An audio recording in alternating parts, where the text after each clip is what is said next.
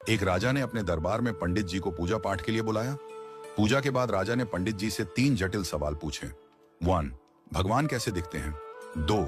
भगवान कहां तक देख सकते हैं? 3. भगवान क्या करते हैं? पंडित जी थोड़े सोच में पड़ गए और बोले, महाराज, इन सवालों के उत्तर देने के लिए मुझे थोड़ा समय चाहिए। राजा ने उन्हें 1 महीने का समय दिया। पंडित जी घर लौट आए, लेकिन कई दिनों तक उत्तर नहीं सूझा।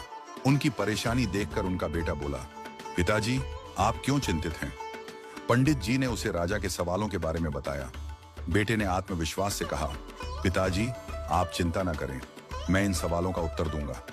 अगले दिन दोनों राजा के दरबार में पहुंचे। राजा ने पंडित जी से पूछा, पंडित जी, आपने मेरे सवालों के जवाब खोज लिए? पंडित जी ने कहा, महाराज, मेरे बेटे ने इन सवालों के उत्तर देने का जिम्मा लिया है। राजा ने पूछा, तो बताओ, पहला सवाल, भगवान कैसे दिखते हैं?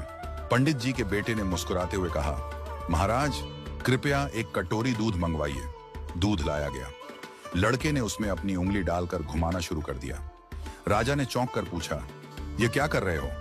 लड़के ने शांत स्वर में कहा, महाराज, क्या आपको इस दूध में मक्खन दिख रहा है? राजा ने सिर हिलाया और कहा, नहीं। लड़के ने उत्तर दिया, मक्खन इस दूध में ही है, लेकिन उसे निकालने के लिए दही जमाकर मथना पड़ता है। ठीक वैसे ही भगवान हर जगह हैं, पर उन्हें देखने के लिए ध्यान, साधना और सेवा का मंथन करना पड़ता है। राजा ने मुस्कुराते हुए कहा, अच्छा उत्तर दिया।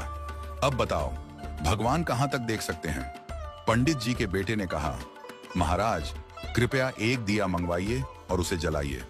दिया जलाया गया और उसकी रोशनी चारों ओर फैल गई। लड़के ने पूछा, इस दिए की रोशनी कहां तक जा रही है?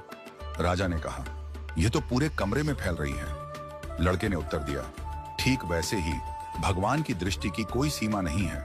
जैसे इस दिए की रोशनी हर दिशा में फैलती है और सब कुछ देखती है, वैसे ही भगवान भी हर जगह सब कुछ देख सकते हैं।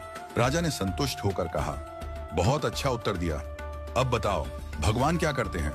पंडित जी के बेटे ने मुस्कुराते हुए कहा, महाराज, कृपया कुछ देर के लिए अपना सिंहासन मुझे दे दीजिए और आप नीचे बैठ जाइए। दरबारियों में खुसर पुसर होने लगी, पर राजा को जिज्ञासा थी, इसलिए उसने उसे सिंहासन पर बैठने की अनुमति दे दी। लड़का सिंहासन पर बैठकर बोला, महाराज, अब देखिए, अभी तक आप राजा थे और मैं आपकी प्रजा था, लेकिन अब मैं राजा हूं और आप मेरी प्रजा हैं। यही भगवान की लीला है। भगवान जिसे चाहते हैं उसे ऊंचाई पर बिठा देते हैं और जिसे चाहते हैं उसे नीचे उतार देते हैं। यही उनका काम है। राजा यह सुनकर चकित रह गया। उसने पंडित जी और उनके बेटे की चतुराई की सराहना की और उन्हें ढेरों